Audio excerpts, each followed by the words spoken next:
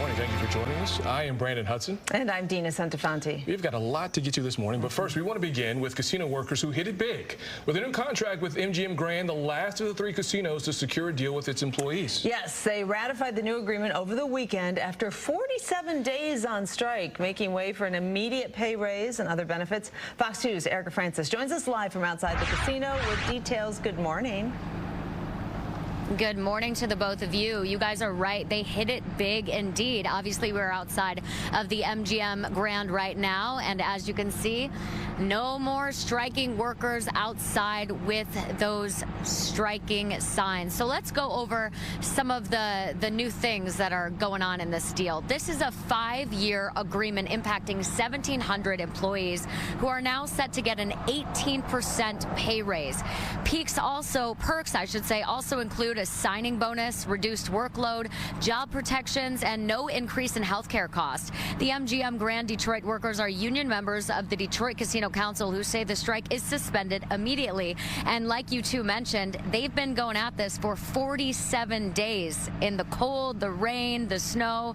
Workers impacted include dealers, housekeeping staff, cleaning staff, valets, and more. Now all back on the job today. We actually just had the chance to speak to one woman who's been at the MGM Grand since its inception. She is part of the housekeeping staff, and she is absolutely thrilled. Take a listen. I am shocked, yes I am, because I didn't expect it to be that much, because we've only ever gotten but cents on the table. So to come to the table to get real dollars, that just showed me that the company is starting to understand our worth and want to recognize us and want to take care of us. So yeah, it feels good. She also mentioned that she is certainly grateful for all of the community support. She mentioned how many people were dropping off water and food, especially during those super cold days. Now, this comes nearly 2 weeks after the other 2 casinos. We're talking about Motor City Casino and Hollywood Casino at Greektown. They both voted to ratify their deals about 2 weeks ago. They were on strike for 34 days. Reporting live in downtown Detroit this morning, Erica Francis, Fox 2 News. Very good. We appreciate that. New this morning, a shooting at an apartment building downtown sends one woman to the hospital. This happened just before 1:30 at the Cadillac Square Apartments on Cadillac Square. Police describe it as a domestic dispute. We're told the 23-year-old woman is being treated for her injuries. Officers took a 29-year-old man into custody.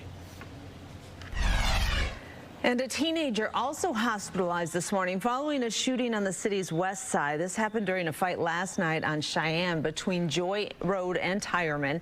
Police say the 16-year-old's injuries are serious. Right now, investigators are not saying whether anyone has been arrested or what sparked this fight. On Auburn Hills, a man calls police to inform them that he shot someone. The victim, a 47-year-old man, was killed Saturday night on Doris Road near I-75 and M59. Police say that he and the 24-year-old suspect knew each other and had gotten into a fight before the shots were fired. We have an update to a story we first brought you last month. A Detroit family forced to jump out of their apartment to escape a fire, now in need of donations to help with their recovery. The video was incredible. One member of the family, a 14-year-old girl, remains hospitalized after breaking both ankles and fracturing her spine. Police say the fire was intentionally set at an apartment building on Bethune near Rosa Parks. So far, no arrests have been made. But if you would like to help this family, we have set up a link on fox2detroit.com. We have another update to pass along. Community activist Malik Shabazz is back in the hospital. We are told that this is due to an undiagnosed medical condition. The 60-year-old suffered a serious heart attack over the summer. Spent several weeks in the hospital in critical condition.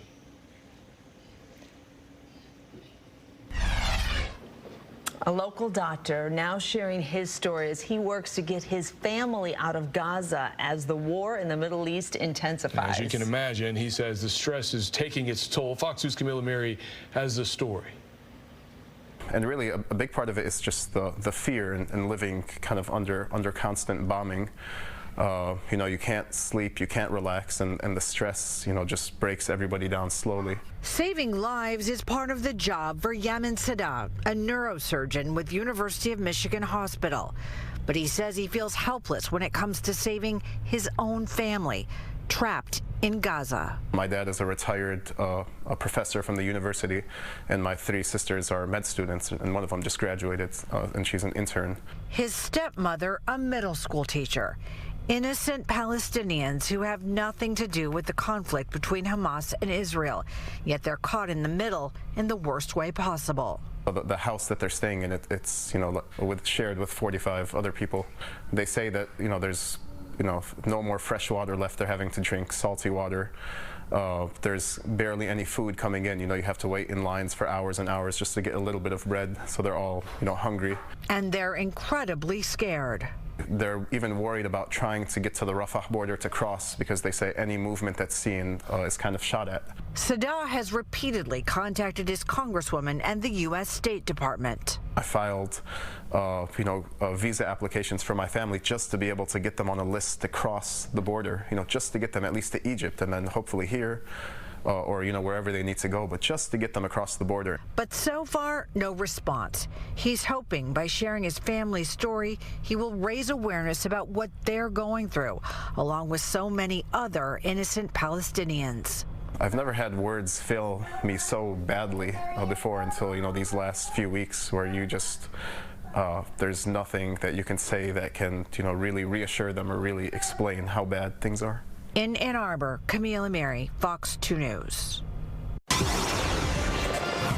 All right, let's go check on that forecast. After waking up to a little bit of drizzle, maybe even a couple of snowflakes farther north, those are starting to come to an end. So any kind of sprinkly mist, I think, will become less and less prevalent as we move through the remainder of the late morning into the afternoon.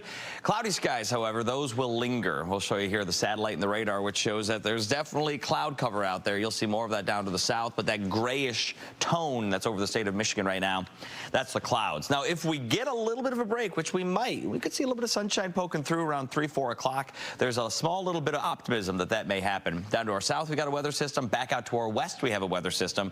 And that one is going to bring us some legitimate snow. Now, this picture is coming from Vermont, where they're dealing with their own snowstorm. So we're not going to see anything like that. But it's interesting that there are some spots around the U.S. really piling up that snow right now. Here's that western system likely to impact us as we move through the day tomorrow. You're looking right here, 5:30 a.m. tomorrow morning. It's a bit of a wintry mix right here. Moving into Michigan. Could change over into some snow early in the morning before switching back into a bit of a wintry mix. So as far as snowfall totals go, not a ton for us, but you'll see down here right along that Michigan-Ohio state line, that's where those numbers are close to a ½ an inch.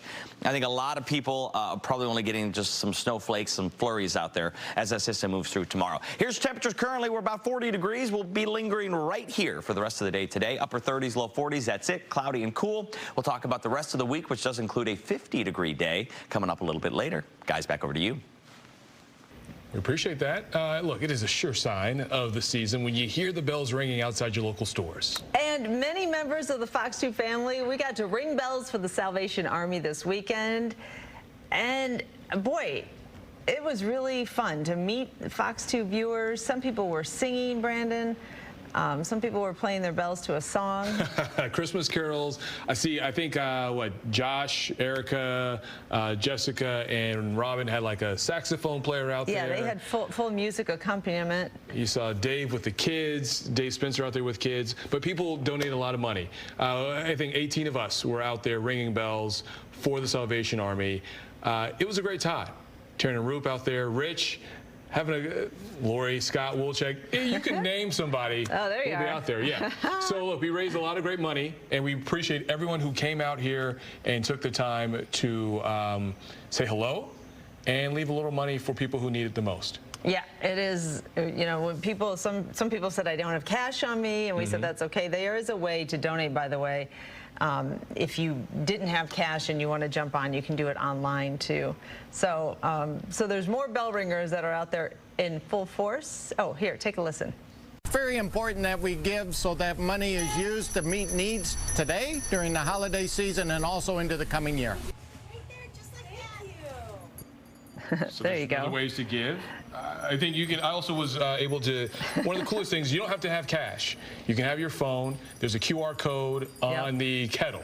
So if you go up to the kettle, you can pay through Venmo, PayPal, I believe, and then you can also help by registering to Ring, because they still need volunteers. We got a long way to go until the holidays and Christmas and Hanukkah. You can go to the Salvation Army website to sign up. There you go. Yeah. But look, Ringing Bells was great.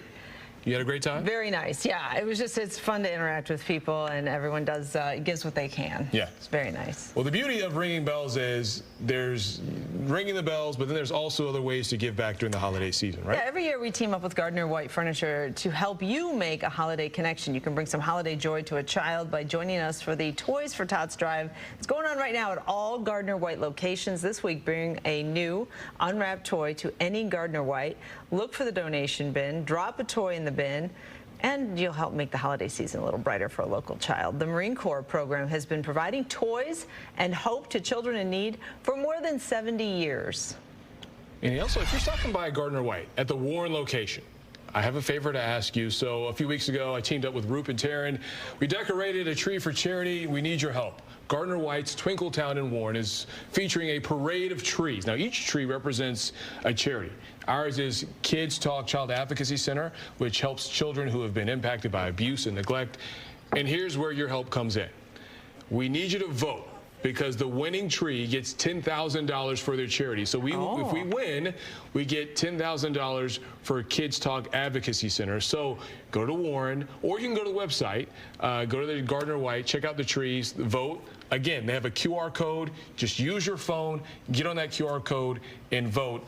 It's a great competition with a lot of other charities and organizations involved in Metro Detroit, but it also goes to great causes. But we want to win that money for our charity. Yeah, let's go. Can we vote twice? I mean, are there any rules I think you can vote here? as many times as you want. All right, there's no one counting our votes. I think the last day is this week. So you have until the end of this week to vote. Very good. Yeah. Very nice.